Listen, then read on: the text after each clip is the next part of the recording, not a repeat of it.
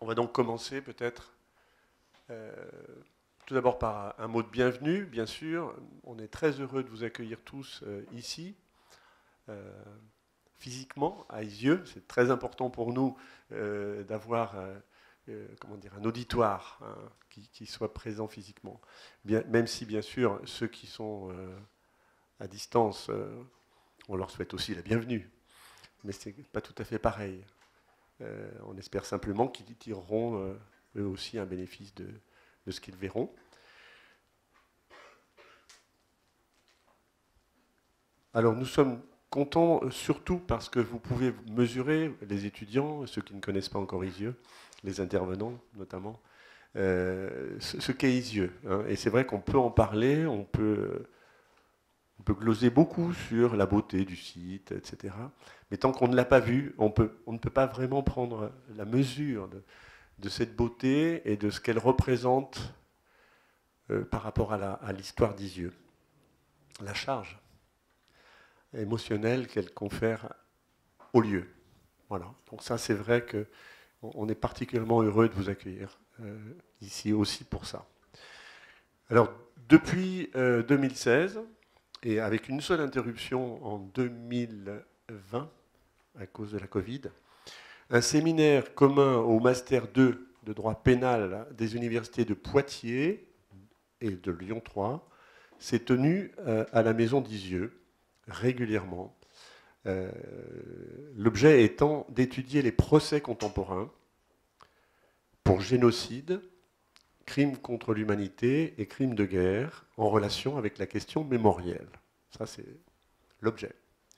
Ce séminaire, donc interrompu en 2020 par la Covid, a mobilisé des spécialistes de droit français, de droit comparé et de droit international, bénéficiant également du concours de philosophes, d'historiens, de psychologues, de pédagogues, de spécialistes de sciences politiques et de spécialistes de muséographie. On tenait beaucoup à Isieux et les enseignants de Poitiers et Lyon 3 qui encadrent ce séminaire depuis 2016 y étaient aussi très sensibilisés. On tenait beaucoup à ouvrir le, comment dire, le champ d'expertise à d'autres que des juristes. Et on a pu vérifier au fil du temps ce que ça apportait au débat, ce que ça apportait aussi à l'approfondissement de cette question entre des rapports entre les procès, la justice, disons-le vite comme ça, et la mémoire.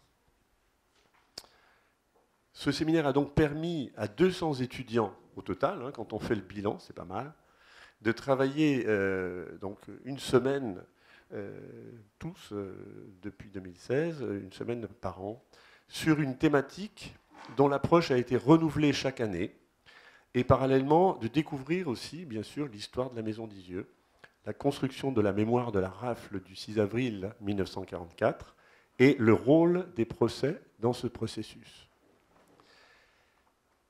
Alors les 3 colloques organisés en 2023 sont l'aboutissement de ce travail. À Lyon, en février, il a été question de l'utilité des procès.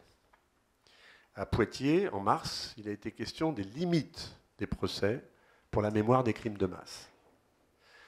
Et à Isieux, aujourd'hui et demain, ces questionnements seront repris et prolongés au-delà des procès, par exemple sur la justice transitionnelle, et au-delà de la mémoire des crimes, avec le procès lui-même objet de mémoire, par exemple dans les manuels scolaires, dans les musées et les lieux de mémoire. Une place sera faite également à l'actualité et au rôle que pourrait jouer une juridiction, et laquelle, pour juger les crimes commis en Ukraine depuis février 2022.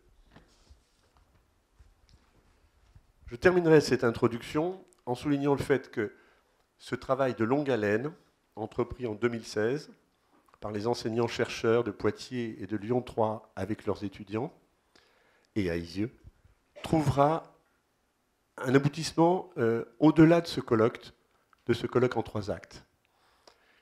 Premier aboutissement, une publication des actes qui verra le jour, on l'espère le plus tôt possible, mais au plus tard en 2025, et qui permettra de nourrir de nouveaux projets et de trouver un écho dans d'autres groupes de recherche universitaire.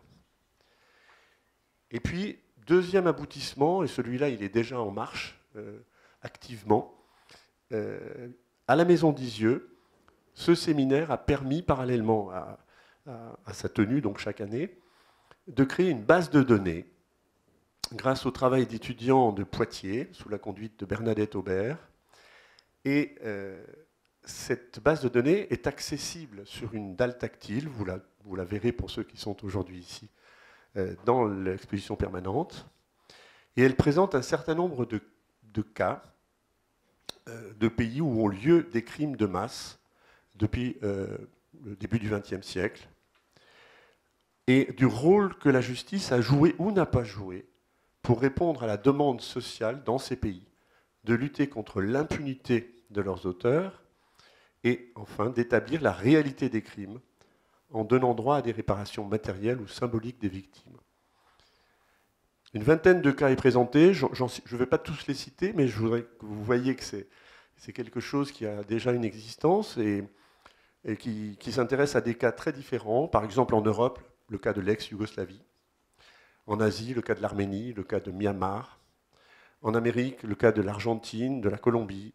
En Afrique, le cas du Rwanda, du Soudan, de l'Afrique du Sud ou de la Namibie. Cette base est consultée par de nombreux visiteurs, beaucoup de scolaires, mais surtout des universitaires.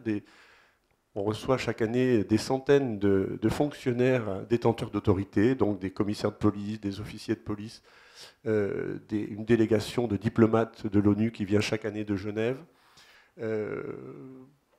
des étudiants de l'université de Lyon 3, de Poitiers, de Chambéry aussi, et puis des élèves attachés de l'Institut régional d'administration de Lyon. Donc ça fait des centaines de personnes qui consultent cette base et qui sont toujours très sensibles à ce qu'on y présente. Et c'est un des fruits, je dirais, de la collaboration entre les universités et la Maison d'Isieux que j'aime à souligner parce que c'est très important pour nous, pour nos publics, qu'il soit bien clair que nous sommes un lieu de mémoire de la Shoah pour lequel plusieurs procès ont joué un rôle important pour qu'on s'en souvienne, pour qu'on se souvienne de la rafle du 6 avril 1944, mais qu'on s'intéresse aux crimes contre l'humanité contemporains, actuels, et que c'est pour nous une exigence très forte. Et c'est un bel exemple, je pense, de ce que les mémoriaux peuvent faire pour transmettre la mémoire des crimes de masse du passé et jusqu'au plus actuel. Voilà ce que je souhaitais vous dire en introduction.